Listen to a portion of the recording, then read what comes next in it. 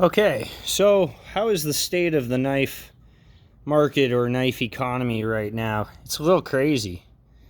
It really has changed. I mean, over the last year and a half, things have slowly progressed, especially with availability and just what's able to be gotten, how much things have gone up so crazy in price. So First off, knife laws have changed, and I've got knife rights right here. If you are passionate about having a knife, about being able to use a knife, about being able to cut your steak however you want, be able to be self-reliant how you want, all of that hinges on advocacy. And I don't know of a better organization than Doug Ritter's Knife Rights. I'm very proud to have joined Knife Rights. It says in here that they've rewritten knife laws across America. There have been 33 legislative victories in 23 states in the last 10 years. It's fantastic, guys. And you know what that comes down to? That comes down to you being able to have a knife like this or not. And there's only one thing different in this knife. It's a little spring.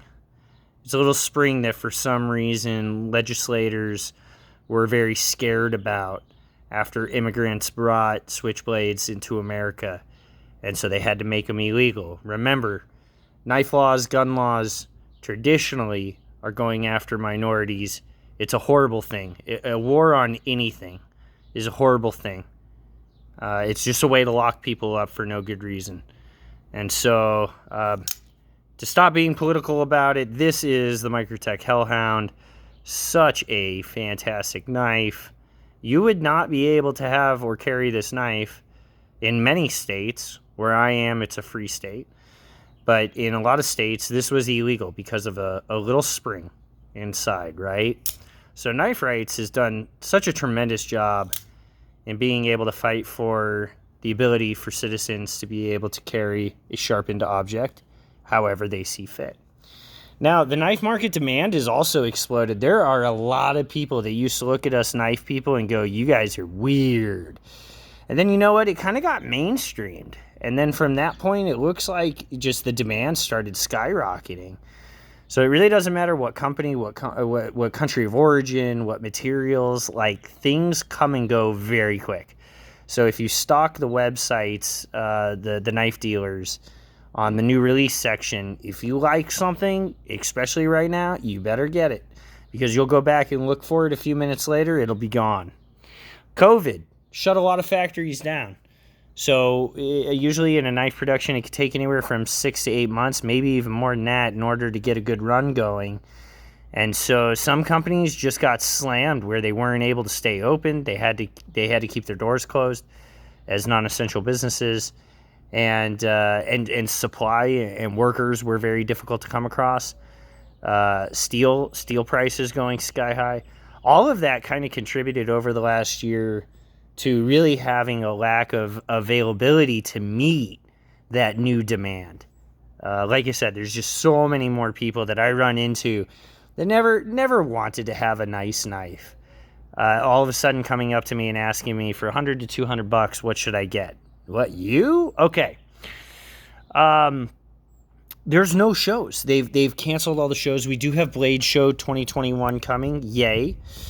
But there were no knife shows. And so a lot of manufacturers, even if they did have a model, did not bring them to market because they wanted to be able to market them accordingly. I mean, it's kind of part of their business plan, being able to get exposure for some of those new models. By the way, these are the Tough Rider pens. I have one in titanium and one in brass. I love Tough Rider pens. And it's just a little bit windy out, so I'm using them to weigh everything down. Instagram. Okay, Instagram has hated the gun and knife community for many, many moons. And it's not very difficult to get shadow banned. Engagement is nowhere near what it used to be. I don't care about likes. I'm there for the engagement. And there's a lot of people that won't see your posts if you have anything with an edge on it that's shiny. Okay? For some reason, Instagram will allow animal cruelty, they will allow exploitation of minors, they will allow graphic violence, but having a knife collection is something that is forbidden. So Instagram just has really sucked a lot of the fun out of the knife community. I'm going to just briefly pivot. The internet forum community is also not exactly what it used to be. It used to be much more engaging. It used to be much more interactive, fun. I hate to say it, but places like Blade forums have just become toxic.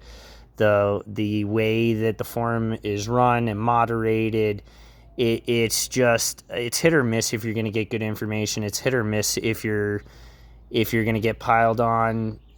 If somebody's asking a question, if they're even going to get good information out of it. And it just seems like it's a place now for people to be very angry and just blow off steam. I don't know.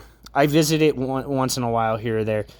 There are great forums out there. I highly recommend. The highroad.org is one of them. EDCforums.org is a really small one, but really a neat place to go to as well. And Jersey Devil, I like them as well. Usual Suspects Network as well.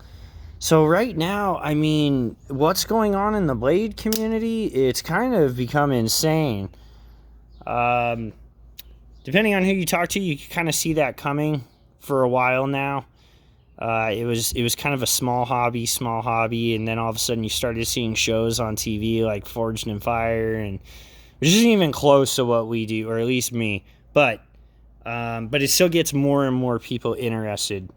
It's good. I think that's healthy for our the industry that we're trying to support, the knife industry.